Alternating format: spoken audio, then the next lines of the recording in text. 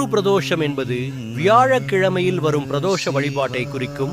ஆன்மீக ரீதியாக இதற்கு மிக முக்கியத்துவமும் காரணங்களும் உள்ளன. முதலாவது பெயர் காரணம் குரு, அதாவது வியாழன். நவகிரகங்களில் சுப கிரகமான வியாழ பகவானுக்குரிய நாள் வியாழக்கிழமை ஆகும். மற்றும் பிரதோஷம் வளர்பிறை அல்லது தேய்பிறையின் 13வது நாளான திரையோதசி திதி ஆகும். வியாழக்கிழமையும் திரையோதசி திதியும் இணையும் நாளே குரு பிரதோஷம் எனப்படுகிறது.